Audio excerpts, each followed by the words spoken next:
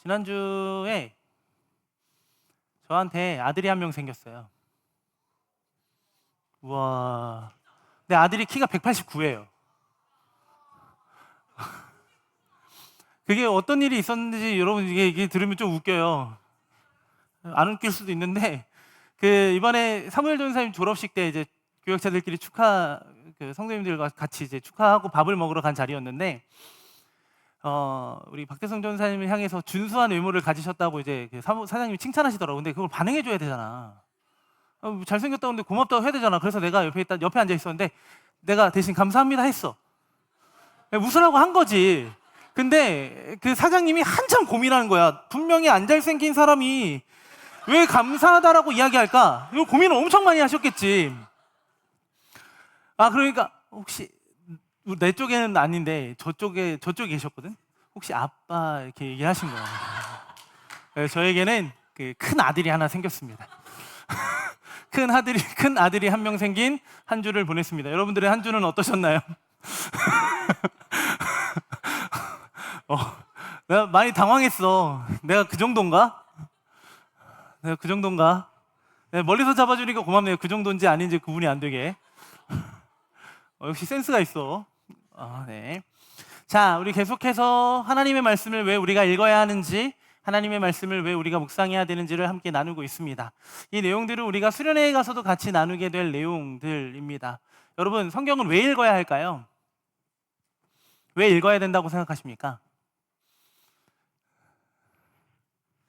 이런 질문하는 것 자체가 굉장히 어때요?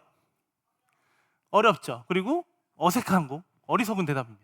성도로서 하나님께서 우리에게 하신 말씀, 하나님이 우리를 향해 사랑으로 주신 말씀을 왜 읽어야 되는지를 묻는 것 자체가 사실 무리가 있는 거죠. 사랑으로 우리 부모님이 우리에게 말씀하시죠. 그런데 나는 우리 부모님의 말씀이 어려우니까 난 듣지 않을 거야. 그런 거랑 똑같은 거예요. 근데 우리는 왜 이 성경을 그렇게 보지 않을까 이런 생각을 하면서 A.W. 토저는 이렇게 이야기했다고 합니다. 함께 읽어볼까요? 시작. 스포츠 게임을 하듯 종교 게임을 한다. 그 바람에 종교는 가장 많은 사람이 하는 게임이 되어버렸다. 자, 무슨 이야기일까요? 이거 무엇을 이야기하는 걸까? 자, 스포츠는 우리가 운동을 하거나 우리가 게임을 할 때 모두가 프로 선수가 되기 위해서 그 운동을 하는 건 아니다라는 거죠. 각자 즐기는 방법대로 즐깁니다. 어떤 사람은 나는 보는 게 좋으니까 나는 볼 거야. 아니면 나는 직접 하는 게 좋으니까 하는 거야. 라고 하면서 여러 가지 모양으로 그 스포츠, 운동을 대한다라는 겁니다. 그러니까 이 이야기는 무슨 얘기냐면 스포츠는 우리의 삶의 전부가 아니라는 거예요. 내가 이것을 통해서 계속해서 살아갈 것은 아니다라고 여기면서 살아요. 그런데 무엇도요? 종교도 그러하다라는 거예요. 마치 게임을 하듯이, 마치 내 삶을 기쁨으로 인도하는 그런 하나의 도구와 장치로 생각한다라는 겁니다. 그러니까 하나님이 내 삶의 전부가 아니라 하나님은 내 삶의 아주 일부분으로 가지고 살아간다라는 것을 이야기하는 거죠. 우리가 말하는 많은 사람들이 그렇게 생각한다라는 거예요. 우리가 이 기독교라고 하는 이름하는 이 복음과 사랑으로 충만한 우리가 말하는 이 기독교라는 종교도 이런 신세가 어느 순간부터 되어버렸다라는 겁니다. 삶의 일부분이기는 하지만 전부가 되기에는 부담스럽다라는 거죠. 그러면 다시 처음으로 돌아와서 왜 성경 읽기가 어려울까요? 이유는 하나입니다. 첫 번째, 이유는 여러 가지가 있겠지만 첫 번째는 이런 이유가 있겠죠. 성경은 어렵다입니다. 성경을 읽으면 읽을수록 어떤 마음이 들어요? 왜 이렇게 어렵게 써놨지? 라는 생각이 들기도 합니다. 이해하기 너무 어려워서 전문적인 훈련을 받은 어떤 숙련된 사람, 예를 들어 목사나 전도사 아니면 어떤 사역자들에게만 그 말씀이 필요하고 그 사람들만 이 말씀을 다룰 수 있다라고 생각해요. 그러니까 우리는 읽어본 그 어떤 내가 한 부분의 어려움을 통해서 당연히 어려울 거다라고 생각하는 거예요. 그런데 여러분, 성경이 어렵다. 그래요. 저는 부인하지 않겠어요. 어려워요. 이 성경이 담고 있는 이 모든 진리를 우리가 다 이해하고 해석하는 데는 분명히 한계가 있다라는 겁니다. 그런데 하나님께서 우리에게 말씀하실 때 이 모든 진리를 우리가 다 깨달을 수 있도록 내 스스로 내가 가지고 있는 지식과 경험과 이성적인 판단으로 이것을 다 이해할 수 있도록 우리에게 과연 이 말씀을 하셨을까라는 거예요. 결코 그렇지 않다라는 겁니다. 우리가 성경을 읽으면서 왜 어렵냐? 이런 대답은 사실 해석하기 어렵다라기보다는 내가 원하는 답이 바로 나오지 않는다라는 거예요.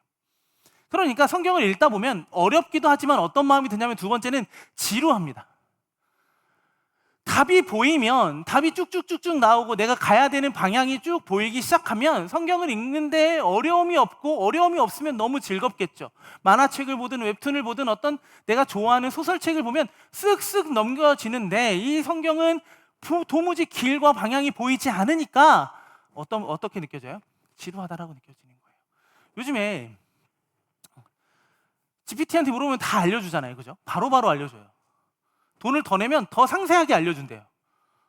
그래서 돈을 좀 더 내볼까? 이런 생각도 들어요.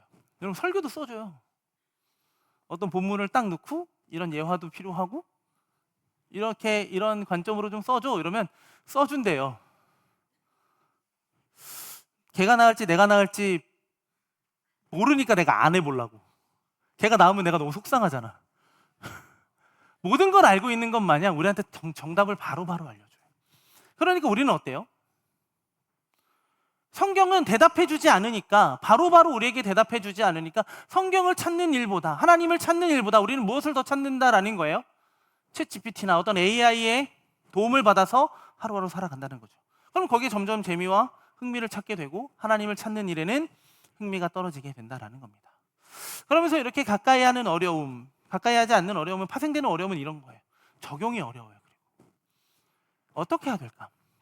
우리 삶에 힌트가 되는 키워드들은 성경에 너무 많이 적혀 있어요.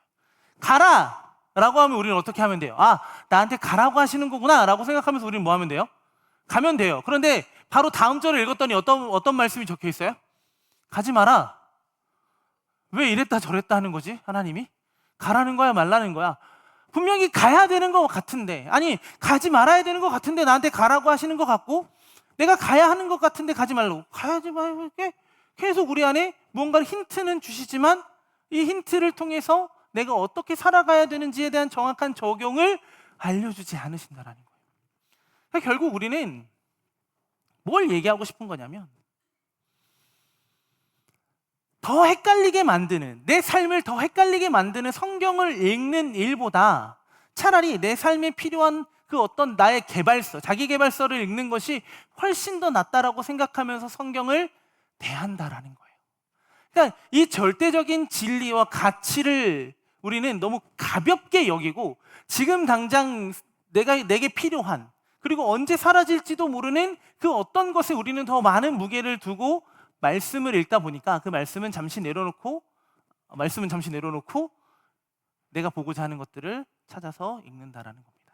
근데 분명한 것은요, 성경은요, 그 어떤 자기개발서보다, 그 어떤 AI의 능력보다, 그 어떤 것보다도 더 분명합니다. 명료하다라는 거예요. 뚜렷하게 우리가 가야 되는 그 길이 무엇인지 듣는다라는 거예요. 그러니까 우리는 이 명료하다라는 이 말에 성경을 읽을 때 이런 마음을 읽는 거예요. 주여 말씀하소서, 주의 종이 듣겠습니다. 명확한 답을 기다렸습니다. 그런데 그 답만 떨어지면 순종할 준비가 되어 있다라는 거예요. 그런데 우리는 순종하지 않습니다. 왜요? 왜 우리는 순종하지 않을까요? 명확한 답이 있어도 내가 원하는 답이 아니니까 그건 명확하지 않다라는 거예요. 그럼 우리 그때부터 뭐 하기 시작해요? 떼쓰기 시작하는 거예요. 하나님, 이게 더 맞지 않아요? 하나님, 이게 더 맞는 것 같은데요? 하나님, 이 길로 내가 가야 되는 게 더 맞아요. 하나님을 뭐예요? 설득하신다라는 거예요. 우리는 설득해요, 하나님을. 설득하는 정도가 아니죠. 뭐예요? 떼쓰고 땡깡도 부리고 뒤집어 엎기도 해요. 이렇게 안 해주면 나 교회 안 갈 거예요. 그 말을 들으면 누가 제일 무서울까요? 그게 나야. 그거는 하나님이랑 문제지 나랑 문제는 아니잖아. 그렇죠? 그러니까 혹시나 그런 문제가 생기면 저한테 찾아오세요. 괜히 여러분들 혼자 끙끙 앓지 마시고, 제가 여러분들한테 답을 주고 싶은 건 아니에요. 뭐 해드릴까요? 제가 여러분들한테 해드릴 수 있는 게 뭘까요? 네, 들어드릴 수는 있습니다. 자, 다시 돌아와서 우리는 알고 있다고 생각해요. 성경의 내용과 이 성경의 지식들을 너무 많이 알고 있다라고 생각하고 이 성경이 가리키고 있는 하나님이라는 그 방향성도 우리는 너무나도 잘 알고 있다고 생각합니다. 근데 여러분, 하나님은 얼마나 알고 계세요, 여러분은? 하나님이 어떤 분이세요, 여러분? 여러분들에게는? 그럼 진짜 믿음은 이러한 거예요. 우리 히브리서 11장 6절 말씀 좀 띄워주시겠어요? 함께 읽겠습니다. 시작. 믿음이 없이는 하나님을 기쁘시게 하지 못하나니 하나님께 나아가는 자는 반드시 그가 계신 것과 또한 그가 자기를 찾는 자들에게 상 주시는 이심을 믿어야 할지니라. 자, 어떤 믿음을 하나님께서 기뻐하신다라고 말씀하시나요? 하나님의 계심과 하나님께서 어떤 일을 행하시는지를 믿는 것이 하나님을 기뻐하는 믿음이라고 이야기를 합니다. 여러분은 하나님의 말씀을 통해서, 성경을 통해서 무엇을 깨달아야 되냐면 하나님의 존재와 하나님께서 행하신 일들을 바라볼 수 있어야 된다는 거예요. 그러니까 내가 원하고 내가 요구하는 무언가를 위해서 하나님을 찾고 하나님을 구하는 것이 아니라, 하나님의 말씀을 읽는 것이 아니라 하나님을 더 알아가기 위해서 우리는 성경 읽기를 해야 된다는 거예요. 오늘 말씀의 결론은 그거예요. 제목에 다 나와 있었어요. 제목이 뭐였죠, 여러분? 제목이 뭐였죠? 답이 아니라 삶이라는 거예요. 우리는 성경을 읽을 때 답을 찾으며 내가 원하는 답을 위해서 성경을 읽는 것이 아니라 누구를 알아가는 것이 더 중요하다라는 거예요. 하나님을 알아가는 것이 더 중요하다라는 거예요. 오늘 말씀은 우리에게 이것을 가르쳐 주고 있습니다. 지금 하나님을 알기를 거부했던 남유다에게 펼쳐진 상황은 무엇이냐면 하나님의 피할 수 없는 심판이었습니다. 우리 21절 한번 읽어보도록 하겠습니다. 읽겠습니다. 시작. 무릇 사망이 우리 창문을 통하여 넘어 들어오며 우리 궁실에 들어오며 밖에서는 자녀들을, 거리에서는 청년들을 멸절하려 하느니라. 자, 어떤 내용이요? 정말 무서운 내용이죠. 멸절하신대요. 여러분들이 다 죽는데요. 다 사라질 거래요. 그런데 왜 이러한 일이, 왜 이런 참담한 재앙이 남유다 앞에 펼쳐지게 되었을까요, 여러분? 왜 그럴까요? 하나님과의 관계의 단절이에요.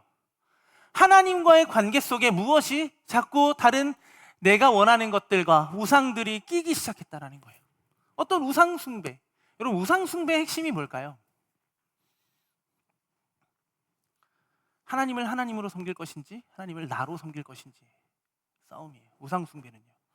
여러분, 어떤 내가 형상을 만들고 그 형상에 절하지 않는 그 행위가 절하는 것, 그 어떤 행위가 우상 숭배가 아니라 내 마음의 문제라는 거예요. 여러분, 하나님도 우상 숭배할 수 있어요. 어떻게 해요? 내가 원하는 방향대로 하나님을 자꾸 설득하는 것도 우상 숭배죠. 내 삶의 주인이 누구라는 거예요? 궁극적으로 하나님이 아니라 내가 되어버리기 때문에 그래요. 이 남유다의 상황도 마찬가지라는 거예요. 하나님 사랑하죠. 하나님이 그들의 주인이신 거 모르지 않아요. 하지만 그들 안에 무엇이 생겨요? 다른 사랑하는 것들이 생기기 시작했어요. 하나님보다 더 좋아 보이는 것들이 눈앞에 펼쳐져요. 그 판단의 기준은 하나님이셔야 되는데 내 기준의 판단, 내 기준에서 이게 더 좋아 보이니까 이것도 내가 같이 겸하여 섬기는 것, 하나님이 당연히 기뻐하실 거예요. 왜? 나는 하나님의 사람이니까, 하나님이 사랑하는 자녀니까. 우리는 이거에 너무 익숙해져 있다라는 거예요. 그러니까 자연스럽게 하나님을 멀리하기 시작하니까 어떤 결과예요? 멸절하겠다라는 하나님의 두려운 심판을 받게 돼요. 히브리서 22장 15절에 보면 모든 사람이 죽기를 두려워한대요. 사람들은요, 죽는 것에 굉장히 두려워해요. 사람들은 늘 이 죽음을 두려워하기 때문에 종노릇한다라고 히브리서 기자는 이야기를 해요. 사람들에게는 이 죽음이라는 이 심판이 너무나도 어려운 일이라는 거예요. 그런데 이 극복할 수 있는 길이 있대요. 정말 뜬금없지만 하나님께서 무엇을 말씀하시냐면 24절에서 이렇게 말씀하시거든요. 함께 읽어볼까요? 함께 읽겠습니다. 시작. 자랑하는 자는 이것으로 자랑할지니 곧 명철하여 나를 아는 것과 나 여호와는 사랑과 정의와 공의를 땅에 행하는 자인 줄 깨닫는 것이라. 나는 이 일을 기뻐하노라. 여호와의 말씀이니라. 멸망을 목전에 둔 유다에게 정말 필요한, 남유다에게 정말 필요한 것은 무엇이었나요? 지혜로운 자의 지혜도, 용사의 어떤 용맹도, 부자의 부함도 아니었어요. 그들은 무엇을 의지해야 했습니까? 무엇을 구해야 됐습니까? 무엇이 그들에게 필요했습니까, 여러분? 여호와를 깨닫는 것. 내가 이 모든 사랑과 정의와 공의를 땅에 행하는 자라는 것을 깨닫는 것, 그것이 필요하다라는 거예요. 그러니 성경을 통해 우리는 답을 찾아서 내가 좋은 삶, 내가 어떻게 하면 유익한 삶을 살 수 있을까에 대한 그런 고민으로 살아가는 것이 아니라 하나님을 알므로 하나님께서 기뻐하시는 삶을 살아가는 것이다 라고 성경은 우리에게 이야기해 주고 있다는 거예요. 그러니까 방향을 바꿔야 돼요. 성경을 통해서 내가 원하는 대답을 얻어서 내가 즐겁고 내가 기쁜 삶을 사는 것이 아니라 하나님께서 우리에게 보여주신 대로 행하면서 우리는 하나님을 뭐 하면 되는 거예요? 기쁘시게 하는 삶을 살아가는 것, 그것이 우리에게 주어진 삶의 목적이고, 그 목적을 이룰 수 있도록 하나님은 우리에게 무엇을 하시는 거예요? 말씀하신다라는 겁니다. 이 끔찍하고 절망적인 위기를 통과할 수 있는 유일한 길은 하나님을 바로 아는 것, 그것이 중요하다라는 거예요. 하나님은 어떤 분이세요? 사랑과 정의를 행하시는 분이기 때문에 그래요. 이 멸망의 원인, 다시 이야기하지만 사랑과 정의, 그러니까 하나님에게서 떠났기 때문에 이 심판은 피할 수 없는 일이 되어버렸다라는 겁니다. 하나님의 사랑과 정의는 말씀으로 그들에게 주어졌습니다. 말씀을 거부하고 말씀을 외면했습니다. 하나님이 아닌 다른 것들을 사랑하기 시작했고, 하나님의 통치를 거부하고 스스로 자신을 통치하며 살았습니다. 그 결과 더 이상 하나님은 그들의 삶을 통해 기뻐하지 않으셨다라는 거예요. 이렇게만 보면 자신을 위해 존재하지 않는 인간을 향한 하나님은 너무나도 잔인한 것처럼 보여요. 그런데 여러분, 중요한 게 있어요. 하나님은 우리에게 많은 것들을 요구하시지 않으셨다라는 거예요. 우리에게 수많은 것들을 요구하신 것이 아니라 우리에게 단 한 가지를 요구하셨어요. 뭐예요? 하나님을 아는 거예요. 하나님이 어떤 분이시고 하나님이 우리를 얼마나 사랑하시는지를 알기만 하면 되는 거예요. 이 알의 의미는 무엇일까요, 여러분? 안다라는 의미의 핵심은 뭘까요? 하나님과 깊은 사랑의 교제를, 관계를 맺는 거예요. 저에게는 두 딸이 있죠. 두 딸 중에 한 딸이 요즘에 사춘기가 벌써 왔는지 아빠를 점점 밀어내기 시작했어요. 아빠가 뭐만 얘기하면 계속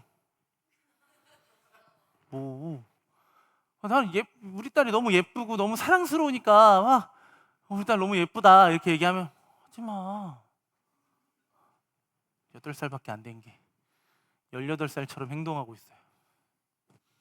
나중에는 점점 그러지겠죠? 아빠가 뭘 알아 얘기하면서 문을 꽉 닫고 들어갈 거예요. 근데 아빠인 제가 이 딸에게 요구하는 것은 무엇일까요? 저희한테 와서 애교를 부리는 걸 원할까요? 아빠 이거 해주세요. 저거 해주세요. 아빠 이거 해주세요. 이걸 원할까요? 그건 나도 귀찮아. 그건 나도 힘들어. 뭘 원할까요?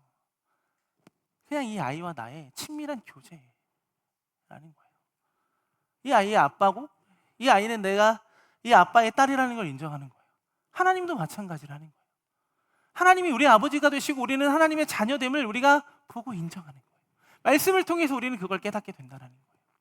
여러분, 하나님의 말씀은요, 하나님이 어떤 분이신지를 우리에게 계속해서 알려주신다는 거예요. 우리의 어떤 실천보다, 우리의 어떤 행동보다 무엇을 요구하시냐면, 성경은 하나님을 우리가 바로 알고 그 하나님께로 돌아가는 것을 원하신다라는 겁니다. 정의와 공의를 땅에서 행하시는 하나님을 알고 깨닫는 것이 단순히 추가적인 성경 지식을 쌓는 정도가 아니라 어떠한 민족의 멸망도 회복되는 일이신 거잖아요. 개인과 공동체로 하여금 절체절명의 위기 가운데 그 어떤가를 넘어서게 하는 일이잖아요. 다른 무엇이 아니라 하나님이 어떤 분인지를 아는 것. 그러니 우리는 답을 위한 성경 읽기를 행하는 것이 아니라 이 성경 읽기를 통해서 우리에게 필요한 것은 하나님을 더 깊이 알아간다라는 거예요. 제가 여러분들에게 질문했죠. 여러분은 하나님을 얼마나 알고 계십니까? 여기 나와서 하나님을 5분 이상 설명할 수 있는 사람. 그것도 안 돼? 아니, 왜 이렇게 겸손하신 거예요? 5분 정도는 할 수 있잖아. 하나님은 사랑이 많으시고요. 하나님은 은혜를 베푸시고요. 이렇게 하면 5분 어떻게 되지 않겠어? 대충 우리는 이렇게 하나님을 알고 있어요. 근데 우리가 아는 건 내가 알고 싶은 하나님이에요. 내가 보고 싶은 하나님이고요. 내가 기대하는 하나님이에요. 그런데 내가 알고 싶고 내가 기대하고 내가 보고 싶은 그런 하나님의 모습이 아니라 자꾸 다른 모습을 우리에게 보여주실 때마다 우리는 당황한다라는 거예요. 그러니까 우리는 성경이 어려운 거고 성경이 지루하고요. 성경을 적용하기가 어렵다라고 표현하는 거예요. 근데 여러분, 하나님이 왜 우리에게 그러한 모습들까지, 우리가 왜 그러한 것들까지, 내가 원하는 답만 딱 주시면 내가 더 하나님을 사랑할 수 있을 것 같은데 왜 우리가 더 하나님을 깊이 알아가는 것을 하나님이 원하실까요?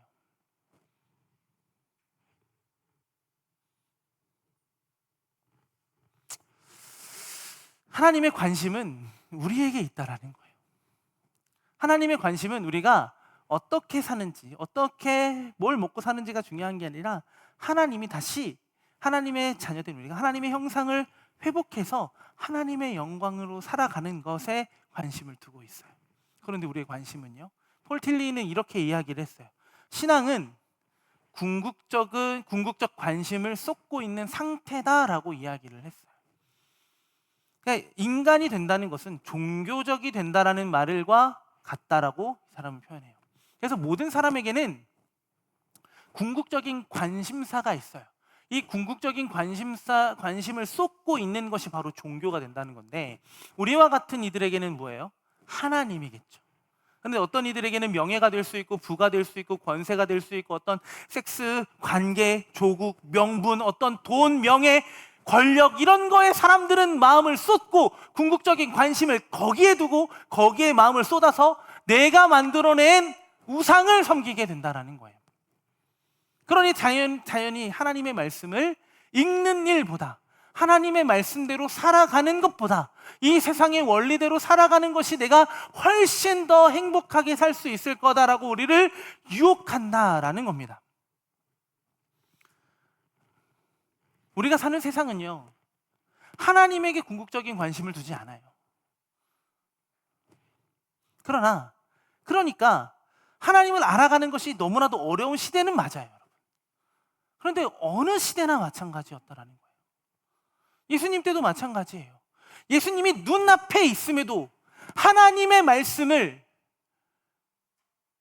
믿고 있다라고 말하는 그 바리새인들 앞에 예수님이 서셨음에도 그들은 그가 메시아로 이 땅에 오신 그리스도임을 몰랐어요. 무엇이 중요하냐? 내가 알고 있는 것은 내가 알고 싶은 것에 한계가 있다는 거예요. 근데 우리는 알고 싶은 하나님을 믿는 것이 아니라 우리에게 보여주시고 알려주시는 하나님을 그대로 받아들이고 수용할 수 있어야 된다는 거예요. 그러니 이 세상이 하나님에게 관심이 없으니까 나도 관심을 두지 않을 거야 라고 우리도 똑같은 방향대로 살아가는 것이 아니라 이 세상을 분별하며 살아가야 돼요. 왜요? 하나님을 알아가는 것이 하나님을 기쁘시게 하는 일이기 때문에 그래요. 그러면 우리는 이 땅의 것과 그렇지 않은 것들을 분별할 수 있어야 된다는 거죠. 로마서 12장 2절을 보면 이렇게 이야기를 해요. 너희는, 함께 읽을까요? 시작. 너희는 이 세대를 본받지 말고 오직 마음을 새롭게 함으로 변화를 받아 하나님의 선하시고 기뻐하시고 온전하신 뜻이 무엇인지 분별하도록 하라. 자, 무엇을 본받지 말래요? 이 세대를 본받지 말래요. 이 세대를 본받지 않는 삶의 모습은 무엇이에요? 변화를 받는 겁니다. 새로워지는 것을 의미한다라는 겁니다.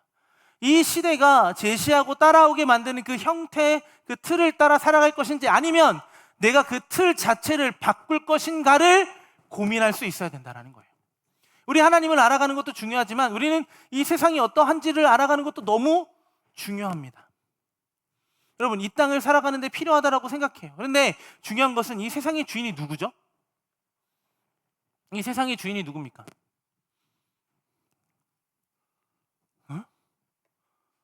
이 세상의 주인이 누구예요? 하나님이시죠? 그러면 이 세상을 살아가는 가장 좋은 방법을 알고 계시는 분이 누굴까요? 이 세상을 살아가는 가장 좋은 방법을 알고 계시는 분이 누굴까요, 여러분? 하나님이에요. 그런데 우리는 이 세상을 살아갈 때 하나님이 아닌 이 세대를 본받고 있다는 거예요. 왜요?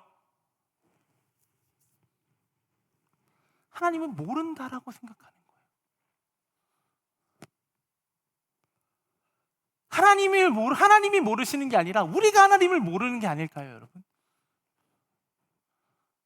하나님이 내 상황, 내 환경, 내 문제를 모르시는 게 아니라 그 문제와 상황과 환경을 뛰어넘으시는 하나님인 걸 우리가 모르는 게 아닐까라는 거예요. 제가 처음 여러분들에게 이 세상의 주인이 누구십니까? 라고 질문했어요. 여러분들이 확실하게 대답을 못했어요.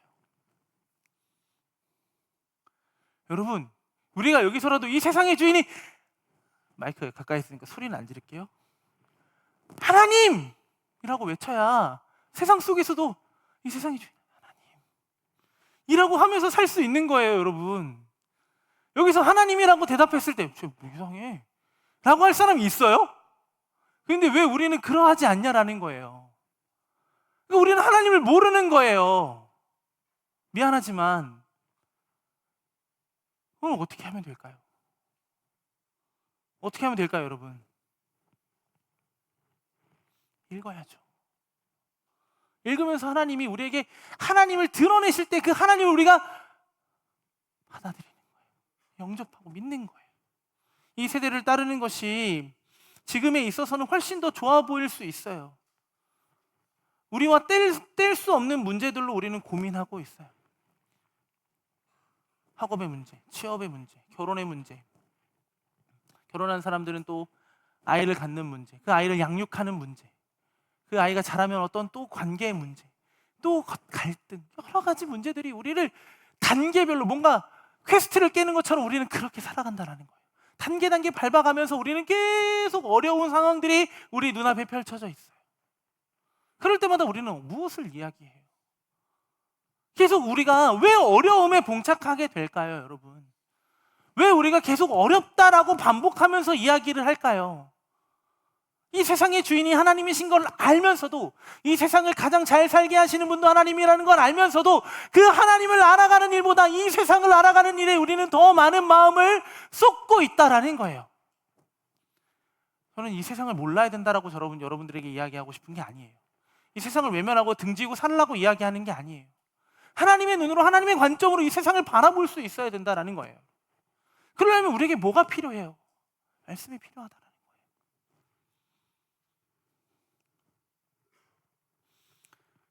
우리에게 세상은 빠른 답을 주고 있는 것처럼 보여요. 그런데 여러분, 빠른 답이면 빠른 답일수록 휘발성이 있어요. 쉬이 사라져요. 흐름에 맞춰서 달라진다라는 거예요. 그런데 하나님의 말씀은 여전히 변함이 없어요. 이 말씀이 처음 우리에게 주어진 그 순간부터 지금까지 단 한순간도 이 말씀은 변한 적이 없어요.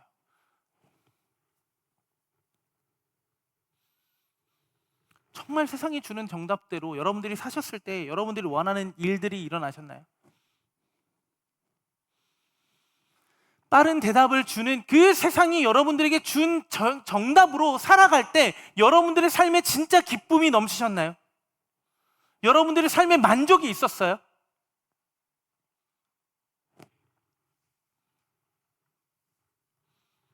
그래서 바울은 본받지 말고 변화를 받으라고 이야기를 한 거예요.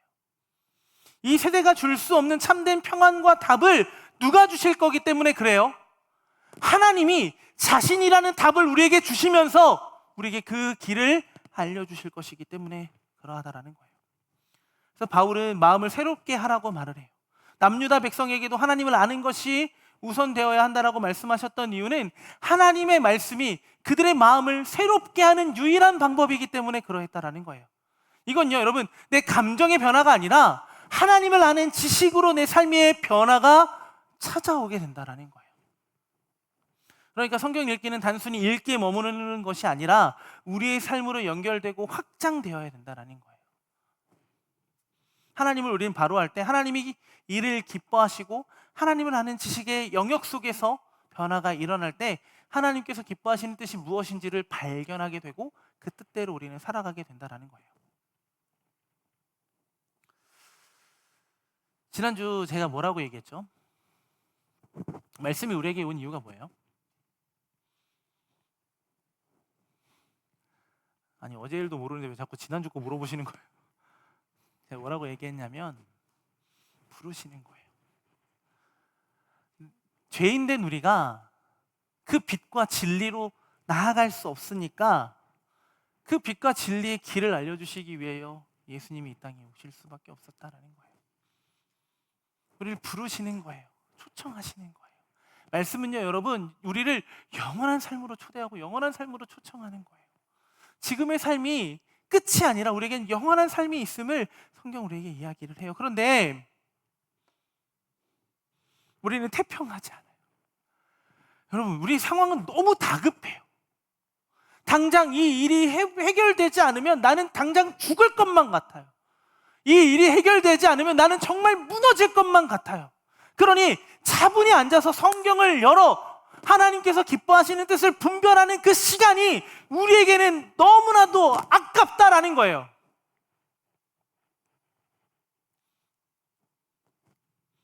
그런데 우리 주님은요 우리와 같이 무한하신 분이 유한한 하나님, 유한한 인간의 몸이 되고 유한한 시간 안으로 들어오셨다라는 거예요. 그걸 아까워하지 않으셨어요.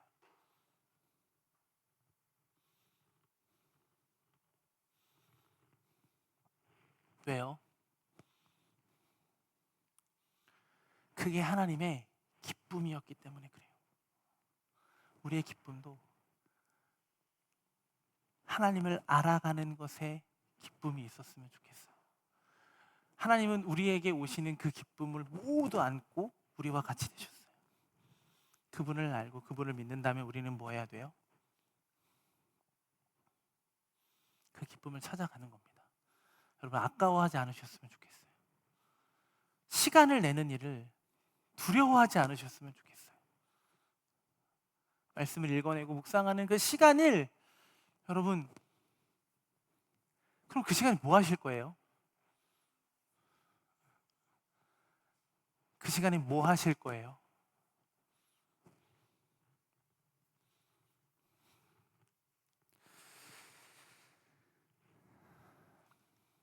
답을 찾지 못해 여러분 여전히 헤매고 있을 겁니다. 저도 그럴 수도 있어요. 그런데 우리에게 중요한 건 뭐냐면 꾸준히 읽어내는 겁니다. 저는 여러분들에게 이 이야기를 좀 해주고 싶어요. 저는 빠르게 주어지는 어떠한 결과에 여러분들의 마음을 쏟지 않았으면 좋겠어요. 적어도 말씀을 읽어내는 그 시간만큼은요. 하나님을 깊이 경험하고 하나님을 깊이 만나는 여러분들이 되셨으면 좋겠어요. 제대로 알기 위해서는 꾸준히 가까이 하는 겁니다. 계속해서 읽어내는 거죠. 그리스도인들은 성경을 무엇이라고 하냐면 계시, 하나님의 계시라고 믿습니다. 계시는 감추어져 있던 것을 밝히 드러냈다라는 것을 의미하는 거죠.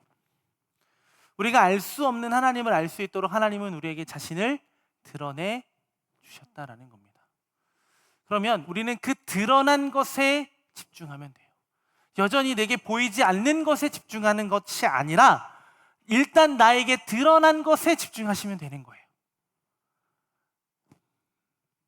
무슨 얘기인지 알겠어요? 제가 너무 어렵게 얘기하나요? 어렵게 얘기했어요? 미안해요. 여러분 1 더하기 1만 보이면 1 더하기 1만 보시면 돼요. 갑자기 거기 루트를 씌울 필요가 없다는 거예요. 하나님이 여러분들을 사랑한다라는 말씀이 보이면 그것에 집중하시면 돼요. 하나님이 나의 어떤 모습을 사랑하실까? 나한테 보여주지도 않으셨는데 우리는 거기에 너무 집중한다라는 거예요. 하나님이 여러분들을 사랑하신다라는 것이 중요한 거지 어떠한 모습에 여러분들을 사랑하시는 것이 중요한 게 아니다라는 거예요. 만약 그것이 중요하다면 우리에게 뭐 하실까요? 말씀을 통해 또 보여주실 거라는 거예요. 예배하는 여러분, 기도하는 여러분을 원하실 수도 있어요. 그건 그 후의 일이에요. 하나님이 우리를 사랑하신다라는 것을 알고 난 다음의 일이라는 거예요. 그러니 우리는 뭐 하면 돼요?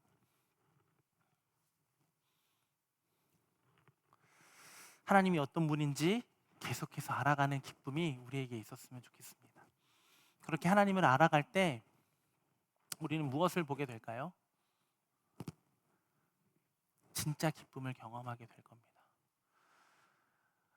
남유다가 멸망을 앞에 두고 있어요. 그들에게 이 멸망의 길을 회복할 수 있는 길, 그 길은 무엇이었습니까? 그 사랑과 정의를 행하시는 누구를 아는 거예요? 하나님을 아는 것이요. 그들이 이전에 알고 있었던, 그냥 표면적으로 믿고 있었던 그 하나님을 아는 것이 아니라 지금 이 모든 일을 운행하시고 이루실 그 하나님을 이미 하나님께서 우리에게 선포하셨어요. 그들에게 보여주셨다고요. 그런데 그들은 어떻게 했죠? 그 길을 계속 거부합니다. 그 결과 그들은 심판을 피할 수 없게 됐어요. 여러분들은요? 물론 심판이 두려워서 그 말씀을 읽는 여러분들은 아니겠지만, 내가 벌 받을까 봐 이걸 하지 않으면 나는 벌 받을 거야가 아니라, 하나님을 알아가는 것은 기쁨이에요. 왜요?